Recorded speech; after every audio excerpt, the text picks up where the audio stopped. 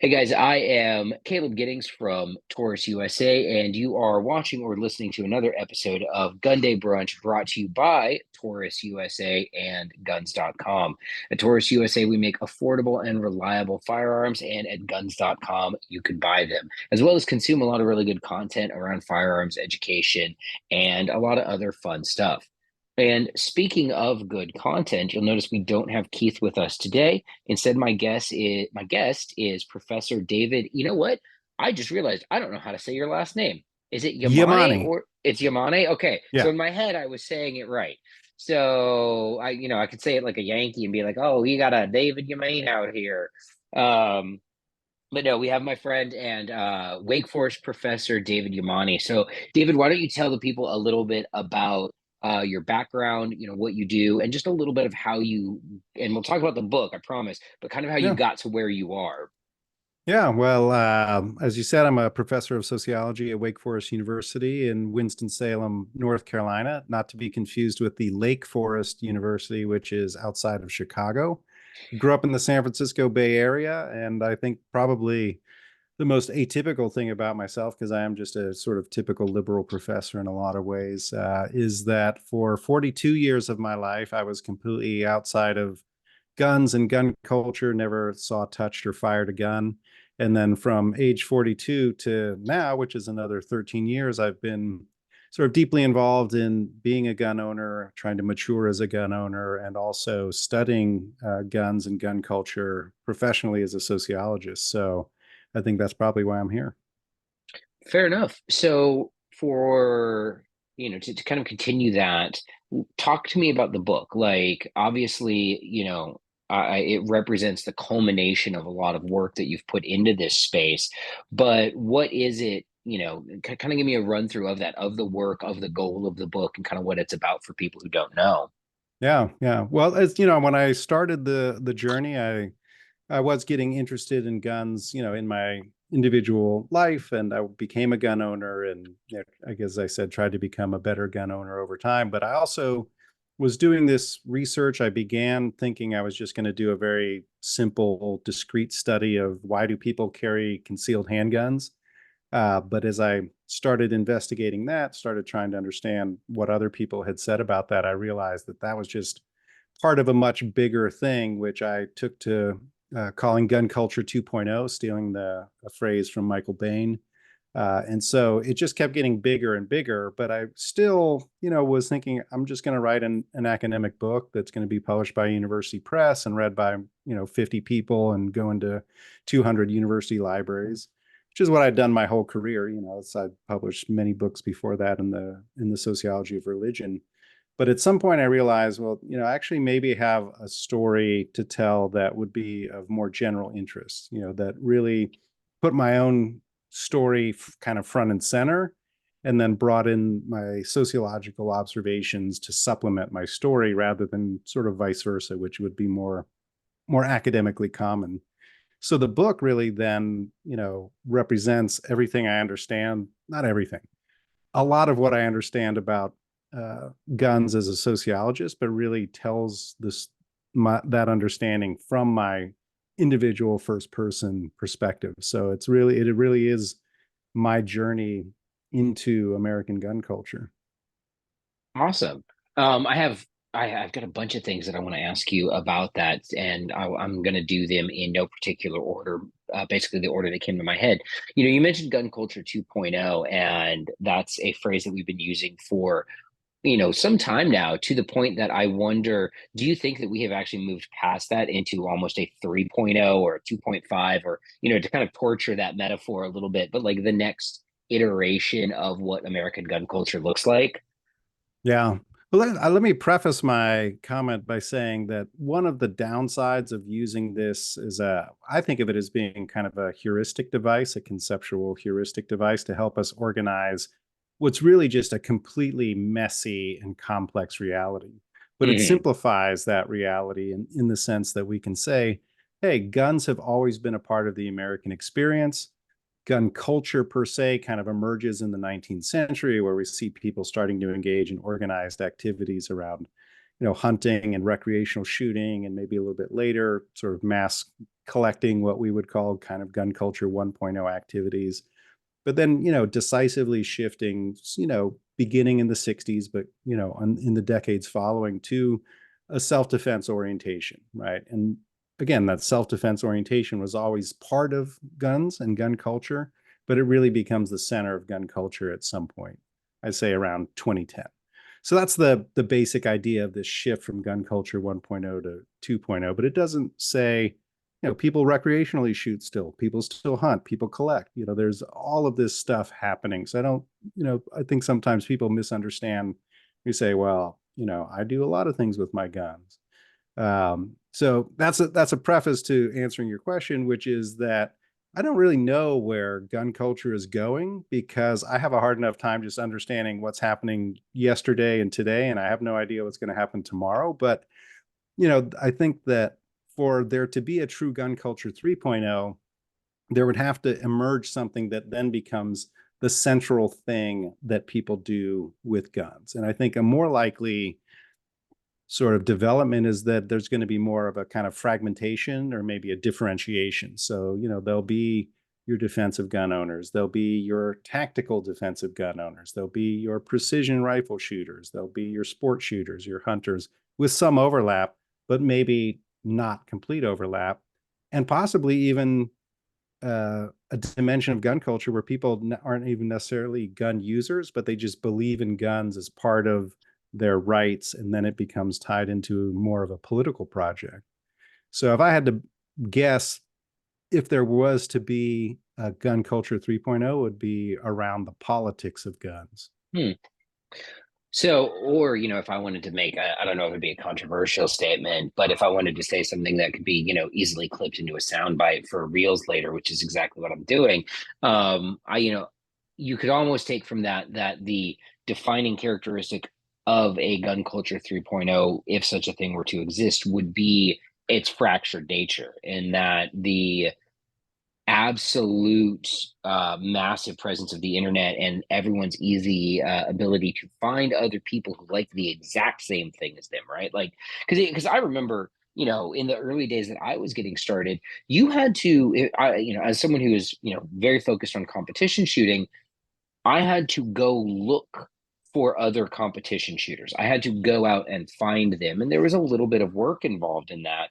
And now, if you are someone who only shoots, 6.5 Creedmoor in PRS rifle competitions, and that's all you care about, you can find 100 other people who that's also all they care about. Yeah.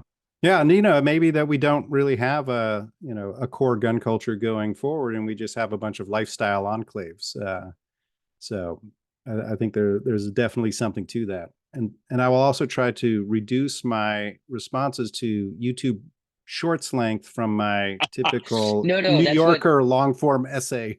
I have, that's what we edit these things for. So, it's important that, but it is funny. Like, I think also the fractured attention span is definitely a thing that affects, there's lots of smart people talking about it. I'm not one of those people, but it's affected gun culture and the perception of it as well, where we have gone in a transition from how information is disseminated through, gun culture 2.0. It was blogs and forums and a lot of like long format YouTube videos, which, by the way, the YouTube definition of a long format video is anything over 12 minutes long. That's long. That's a long format video. But and now you see a lot of Instagram content, reels, very short form content with people trying to bang as much information as possible or no information whatsoever into 30, 60, 90 seconds. And I think there's a lot of change that's happened just in my time in the firearms industry that it gives me a little bit of whiplash from time to time. So I can't imagine what it must look like to an outsider who, this isn't, because the gun industry is not your job. You're a teacher at a college. That's your actual Mhm. job. Yeah. And I do, like, sometimes I think about how curated my view of gun culture actually is, because there's a ton of content out there that I just really don't pay any attention to. And maybe when I was first starting, that made more sense. Like, there's nothing in my book about Instagram influencers.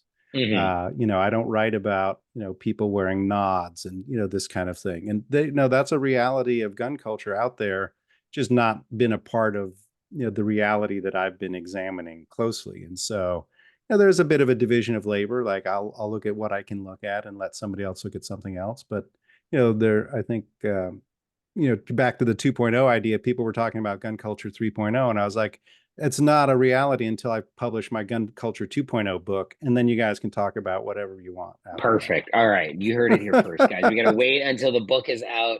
Then we can start talking about the transition to gun culture 3.0. I'm here for it. I love it. Yeah. The other thing that I wanted to bring up is, you talked about your entry into firearms enthusiasm into this space. And I know that there's a kind of a common thread that we have there because part of that vector for you was Top Shot, right? Yeah. Yeah, it's funny because for a lot of people, this is just some dumb TV show that ran for a few years on the History Channel, or even if you liked it, Five you to be didn't. exact. Five is does that include the All-Star season? I do. Yeah, absolutely. That Yeah, includes, yeah. yeah, five. You had 5 seasons of the show. Yeah. So yeah, and it's easy just to think, oh, that's just entertainment or whatever. But I distinctively remember the first time I ever saw Top Shot. I was sitting in a hotel room in Georgia with my son who was at a tennis tournament, and it was a rain delay. And I just started flipping through the channels. I didn't have cable at home at the time. And so I was like, what's on cable TV these days? And I saw Colby Donaldson, who I recognized from having watched Survivor one season. And I stopped like, what's Colby Donaldson doing? And then I was introduced to this whole world of firearms that I knew absolutely nothing about. And not just people killing themselves or somebody else or hurting someone. But I remember the trick shot showdown in season one, shooting over the shoulder, Annie Oakley style, Chris Sereno driving nails with a rickety 19th century revolver. And I didn't just go like, now I have to get guns, but it planted a seed in me of understanding like, whoa, that was pretty cool. These people are really good at doing that. And it sort of highlighted what I would come to call the normality of guns and gun owners. And that really came to be an important moment in my life. Yeah, it's funny because I think, I would say that I have a complicated relationship with Top Shot, although not nearly as much as it used to be. I I've been told by many people that Top Shot was their gateway drug for either their entrance into, firearms enthusiasm or someone that they cared about, where, you got a lot of instances where you would have a parent or a partner in a relationship be like, hey, let's watch this thing together. It's basically Survivor with guns. And they would watch, and the other person watching be like, oh, I guess guns are for more than just my perception of the guns that has been, permeated by mass media, or permeated, that was the wrong word, perpetuated by mass media. Yeah. And again, I think that this is something that when I look at mainstream television today, there really isn't anything on that represents that aspect of guns and gun culture. And I don't know all the reasons why Top Shot was taken off the air. Maybe it didn't get pull the ratings it needed to. Maybe there was some discomfort with the portrayal of guns. Maybe you know something more about that than I do. I have, there is some Top Shot tea. So Top Shot got very good ratings, especially for its time slot. And what killed Top Shot was a change in leadership at History Channel. It was bought by, I want to say it was the AMC, one of the, so because that was back in 2014, 15-ish, when a lot of the cable channels were getting bought by big conglomerates, and all of a sudden Travel Channel and Food Network and all these other channels were now owned by one big company.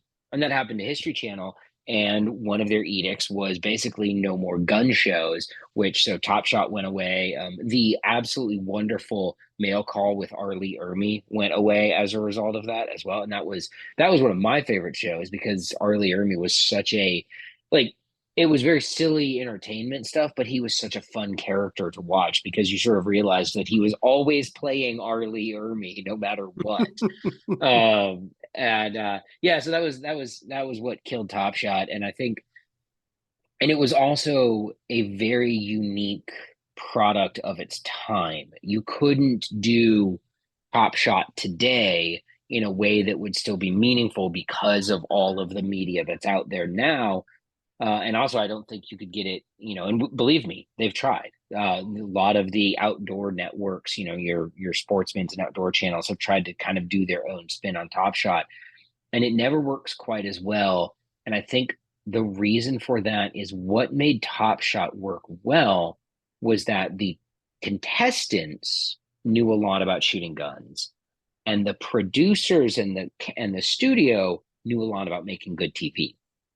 And when you have that balance, you get a product that is, I mean, if you go to, I think they're on History Channel still, but if people are listening to this and you never watched them and they're still out there on History or whatever, go watch them. They're a phenomenally watchable product, even 14 years later. The Yeah. product, yeah, the end product is good and it's entertaining and it's watchable.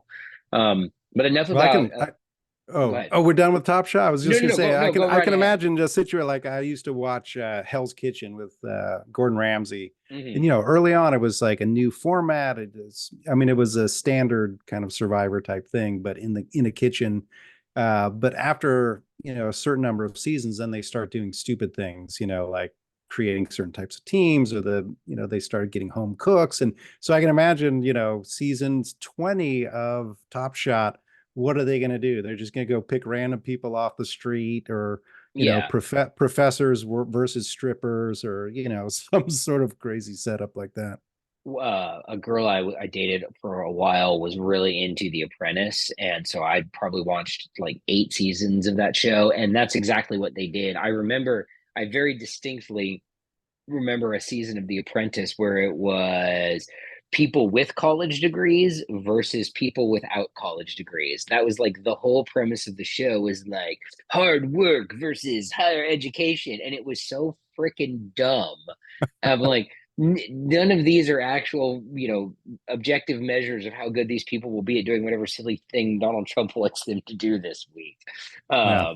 Because it's not like, you were asking like a Cornell graduate to, they would be like, all right, who's going to figure out the most efficient way to sweep these 10 floors? Like, but anyway, now we are done talking about reality TV, guys. I promise. The but so let's get back to the book. Obviously, I don't want you to give away all of the contents, but what was it? Was your goal always to write a book, or was this something that sort of like, well, was this book itself the goal, or did you kind of not know? You were like, I'm going to write a book about the gun culture, or about my journey through the gun culture, but you kind of didn't know what it was going to look like. Yeah, well, again, the in the initial version, it was the title was Gun Culture 2.0, and I sort of marched through, the history, the law, technology, training, insurance, like just all these aspects of defensive gun culture. And then when I shifted more towards, telling my story, then I started to think about what would be, and this is not easy to think about, what's going to be a book that's going to appeal to people who are or like lifelong gun owners, who you can't tell them anything about gun already know. Also gun skeptics, people who come from outside gun culture, don't understand why guns make sense to people who own them, and why guns are only terrible. And then also these people in the middle, the gun curious, right? They're not bought in one way or the other. And so really the trick was to figure out what voice could I bring to bring in all of those people. So, I spent a lot of time thinking about, it's not a pure chronological narrative, but it does kind of start with, here's how I became a gun owner, right? Here's how I realized the normality of gun ownership. Here's how I accumulated 13 guns. Here's my thoughts on AR-15s, and then sort of from there. So it does kind of sort of use the idea of me maturing as a gun owner, sort of, as the guiding kind of narrative. And so people who and probably the people who have read the book the most are people who are totally bought into guns. People I've met through Right. the gun training industry, which I didn't really expect, because I thought those people would be like, you can't tell me nothing I don't already know about guns. That's me mimicking people who, live around me here in Moxville, North Carolina. But They're my um, neighbors too in South Carolina. yeah, no, So it's like my barber, and he loved the book, and I was like, you've been a gun owner your whole life. You hunt, you have, defensive gun owner. What do I have to say to you? But they like hearing the story of someone who doesn't come from that background, who nonetheless kind of ends up in the same place they do and brings a different sort of perspective to it. The Go ahead. I think I think there is an intellectual attraction to the concept of someone that you would view as an outsider w- embracing your values, right? And I use the term values very broadly there, but the idea that, a pardon the phrase, a liberal professor from San Francisco who teaches at Wake Forest suddenly becoming a gun owner is a narrative that people who are, more traditional gun owners, lifelong gun owners, or even political activists would look at and say, "Hey, this is interesting. I want to read about this journey." Which I mean, that's my interest in it as well. And for me, my interest in the book extends beyond that because my wife is actually in the target demographic that you wrote the book for originally. She grew up in New York. She's never owned a gun in her entire life. The this is we are a gun owning household, but they're not her guns or anything like that. So for me, there's that attraction to the book as well, to be like, here, don't listen, just read this. This person has way more in common with your background than with my background because Yeah. I have a very traditional gun owner background. My dad was a cop. I grew up shooting. Got a BB gun when I was 12, a rifle when I was 16. For my 21st birthday, I got a handgun. So like I have like a gun owner background. But so we've got the book, we have that product, and you mentioned people in the training community, and I think that's where, and I forget who it was, but but I'm gonna say Sarah Hopman because she's been such a vector for many wonderful things in my life. But I think it was her that made me aware of you the first time. But I could be wrong about that because it's been a really long time at this point. Yeah.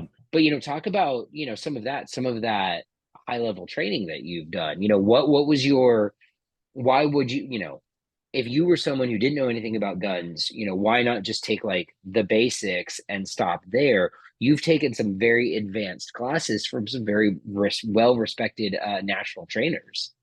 Yeah.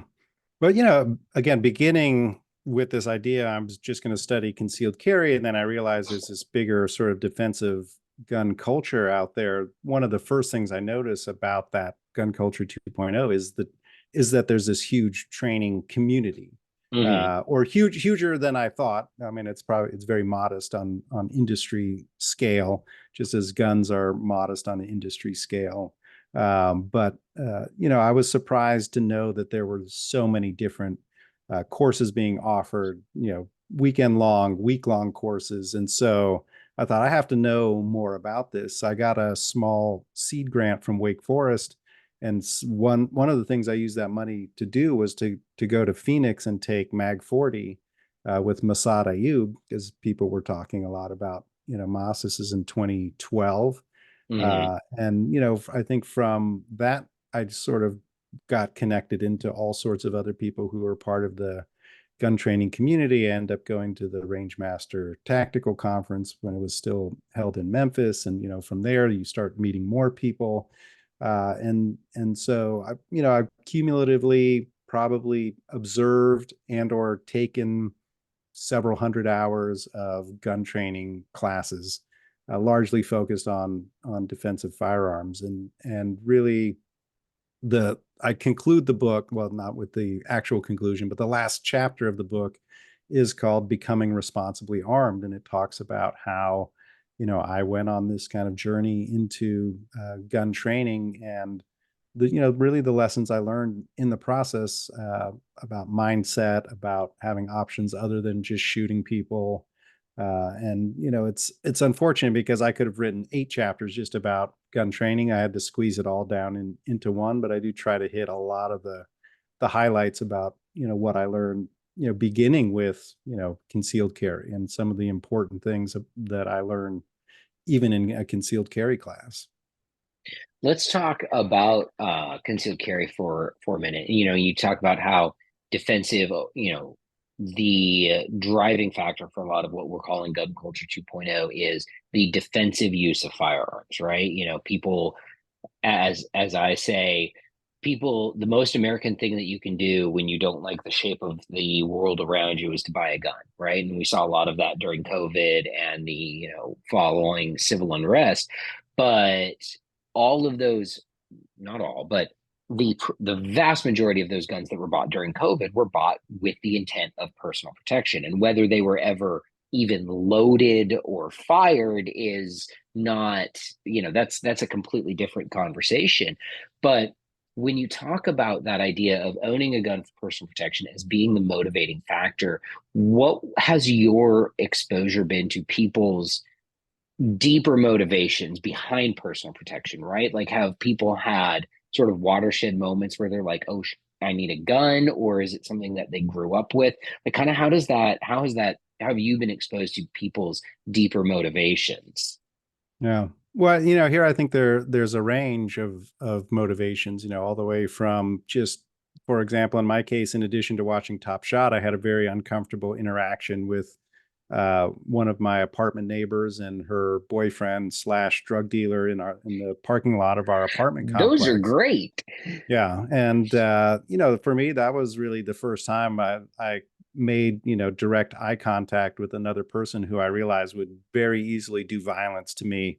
I had my kids with me, and again, I didn't drive like from the parking lot out to the Gander Mountain Gun Superstore and load up, but it planted a seed of like, hey, this is a reality out in the world. What am I going to do about it?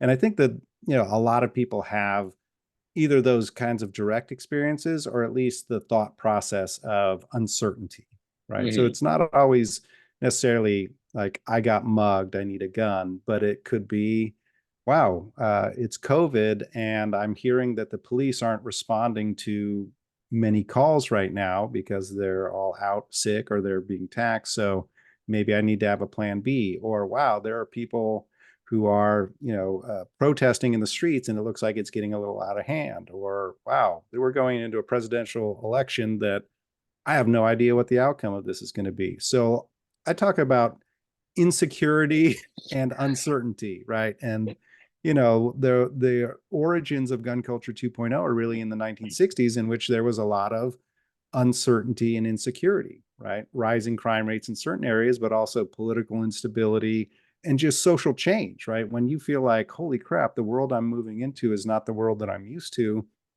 that can create some of those feelings of sort of existential anxiety. And, a lot of people put defensive gun owners down because they're like, oh, you're just freaking out, or, you're just making up for your lost social status because you're a white man, or, all of these other sociological explanations for why people get guns for defensive purposes. But I say, like, hey, I take existential insecurity seriously, that people respond to that in various different ways.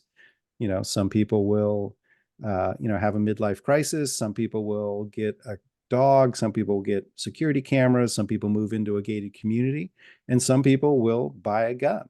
And I think a lot of people, especially in 2020, did that. But going back, you know 45, 40 years, they were doing that also.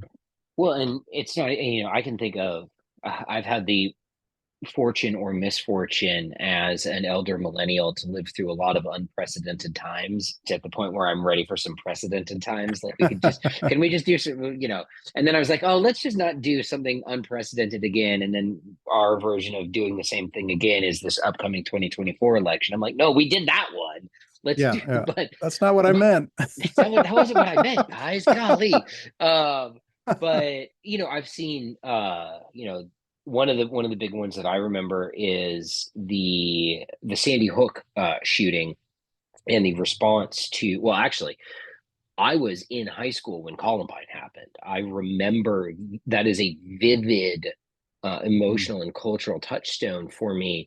And because of my background, I was raised in a conservative Christian family, and my dad was a cop. It never occurred to me that the the method used to carry out the killing was the problem, right? Because I was raised to believe, and it's still a core belief of mine, that it's people that are the problem, right? And people are always going to be the root cause of the problem. Now, what influences people to become that sort of problem, that's again a discussion for psychologists and criminologists and people much Mhm. smarter than me. But I remember my dad saying something along the lines of, he basically said that if he was outside of that school, nothing could have stopped him from going in, and I remember that very vividly. And my thought was, yeah, that makes sense. It's your job. You're a police officer. You gotta go save the kids, right? And that was Columbine, and then Sandy Hook, and the other ones that we've had since then. But I remember Sandy Hook specifically because I worked in the gun industry, and I had never seen a true, run on the banks, quote unquote, like that before. And in the with a with and I look back on it now and it feels silly because President Obama, for what, love him or hate him, was not that anti-gun in terms of policy. And this is an important distinction that I think that a lot of gun owners and people on my side can't make, is they cannot distinguish a person's rhetoric from their actual policies that they have enacted, right? Because President Obama's rhetoric was very anti-gun. His policies in office were not.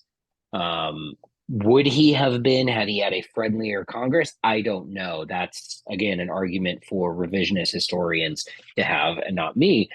But looking at it at the time, watching people be extremely concerned about the possibility of the government taking that away and doing a run on, AR-15 style rifles, ammunition, and stuff like that, and then seeing that same thing happen again in COVID, it I had a point and I completely lost it. It makes me wonder.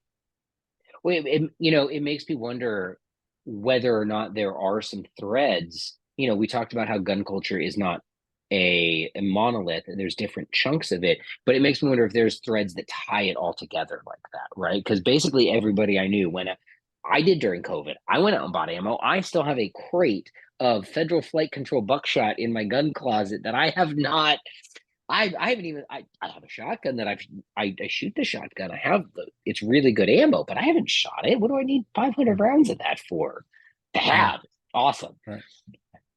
Well, I think was it Tam Keel who said if a gun's disintegrated on the shooting the 50th Mm, round, that most guns would still exist. And hmm I know I'm not on the front lines in gun stores, but I know when I was crisscrossing the country last summer, if I stopped in to see a friend who was working in a gun store, I'd say like, what are you seeing in terms of buying and then also selling? And they're saying, lot of people who bought guns in 2020 are bringing their brand new guns back, to put on consignment or to sell back to the store, and very disappointed at how little value they get hmm for their basically brand new gun, right? They bought a gun, they brought it home, and it just sat there. And there are certain ways in which that's, like it's a great time to buy a used RV or a Peloton bike or a Oh weight my God, set, yes. because they're just brand new stuff flooding back onto the market now, 3, 4 years later. So that's probably, some of this, the Sandy Hook, the Columbine buying spree, that some people will sort of react by buying a gun and then realize, why did I do that? I'm hmm not, I'm not using this thing. So, Would you say that I'm reminded of a conversation I had during COVID in a liquor store of all places, with a guy who I think I must have been wearing like a branded shirt or something. And he asked me what I did for a living, and I talked about the firearms industry. And he asked me about advice to, he was like, because it was the height of COVID. It was 2020.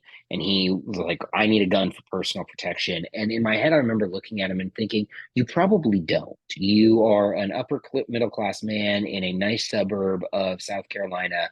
The Black Panthers aren't coming down the street to burn your house down. And I remember, I told him the thing that I tell basically everybody who I think is going to buy a gun and never train with it, which is actually to get a revolver because it's difficult to negligently discharge. But I remember that conversation very well because that was, I think, the first time in my professional career where somebody told me that they wanted a gun for personal protection, and my first impulse was to tell them no. You Mm. know, and to be like, there's better options out there for you. And do you think that, you've had Chuck Haggard's pepper spray class, right? Or at the very least, you've been exposed to Not it. directly, yeah, but people who have, learned from him. Have you been pepper sprayed? I've never been pepper sprayed before. No. Do you think I should? No, it's the worst. It's Oh, the okay. worst thing ever.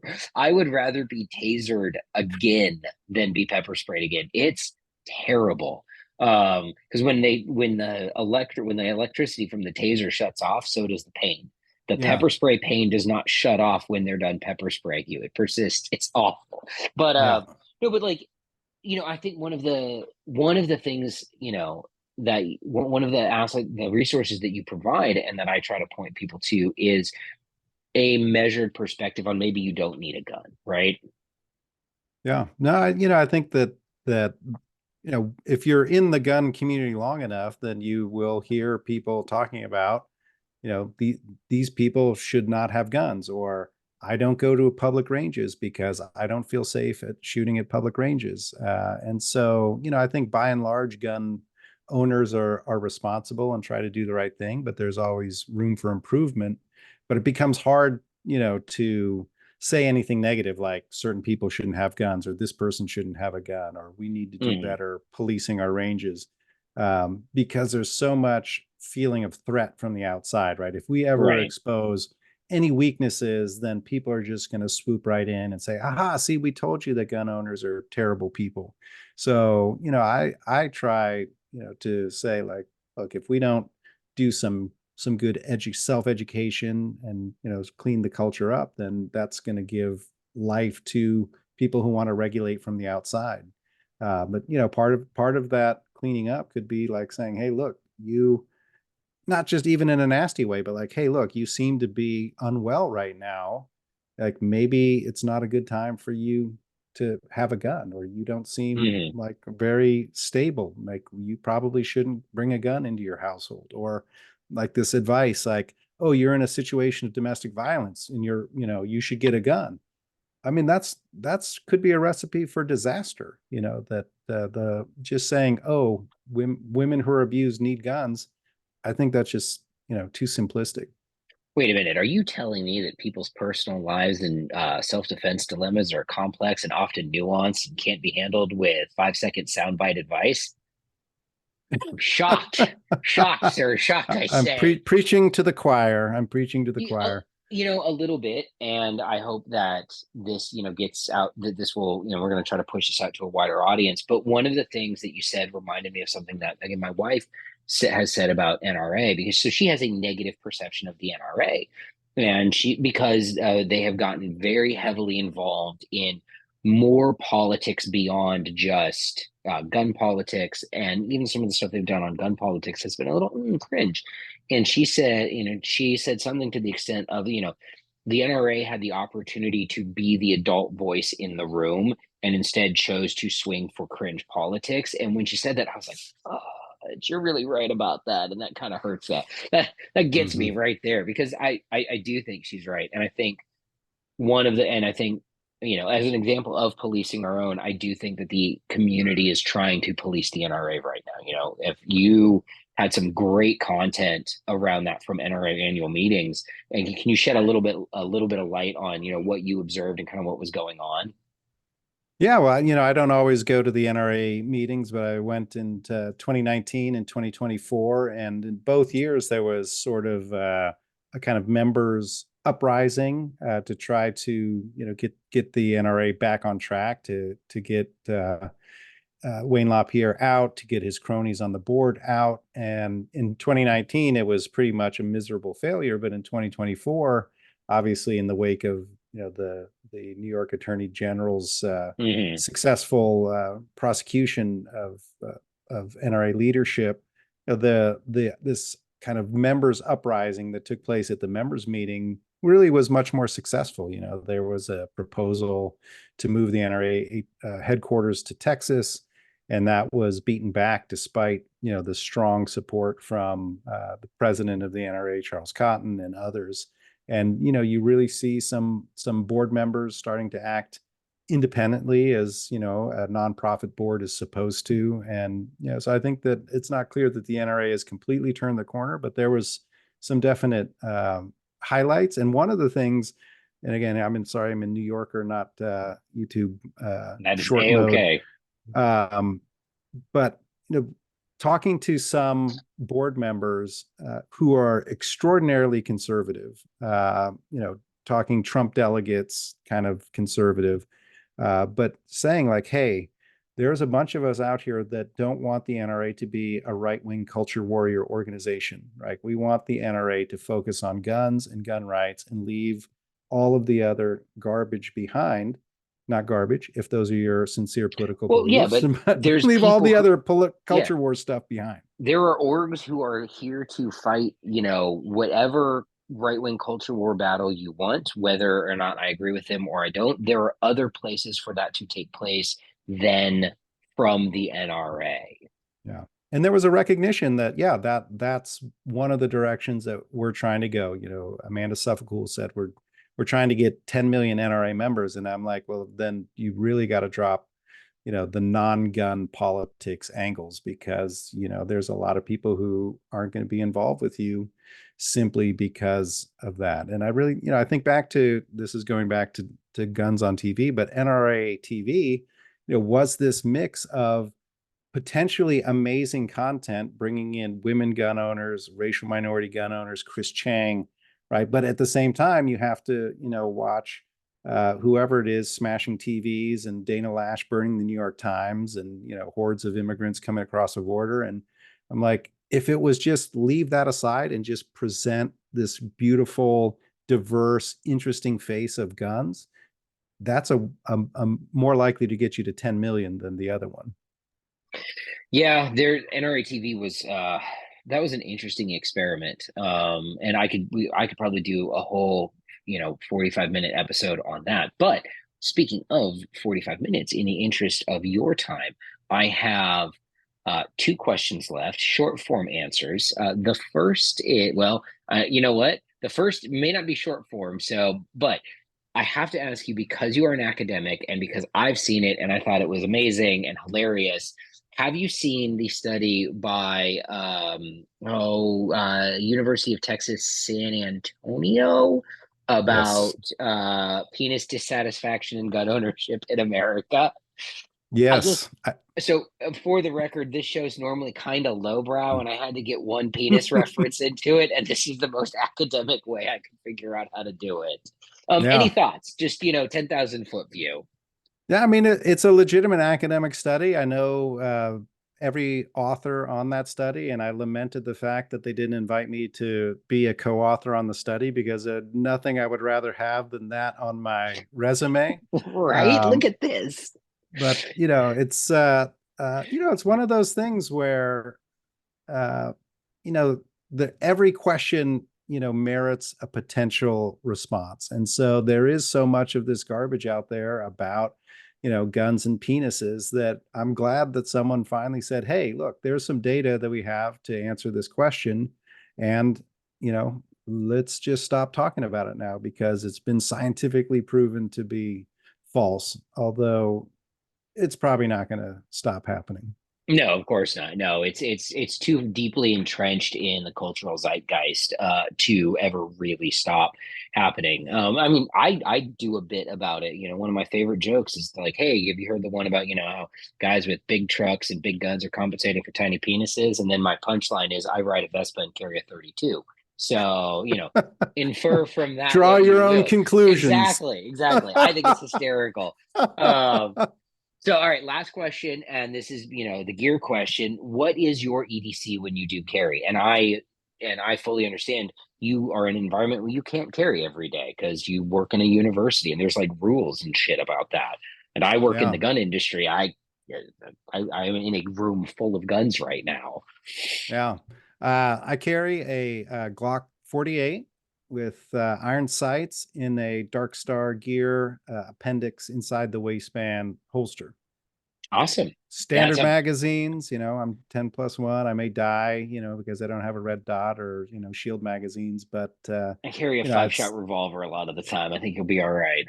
yeah. And I've tried to carry bigger guns. It's like this is very, very comfortable for me. I can wear it like all day long if I need to or want to, and so I feel fairly proficient with it when I'm on the range. And I'm not opposed to checking out the dot lifestyle, especially as my eyes get worse and worse. But just haven't gotten there yet.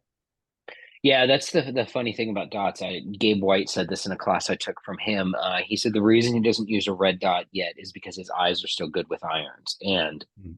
I go back and forth, but the reason that I am not dedicated to 100% dot life, guys, because my eyes still work pretty well with iron sights. Well, that's Professor, also oh, go ahead. practically speaking. What I mean, what does Gabe White need to do better, in Yeah, terms of shooting? So like Gabe White he's good. I think he's set. But Professor, all right, so where can people go and get copies of Gun Curious? yeah, so all major retailers, including walking into your local bookstore and requesting it, they'll probably have to order it. It's not likely to be on the bookshelves, but if you go to guncurious.com, it'll give links to all of your options.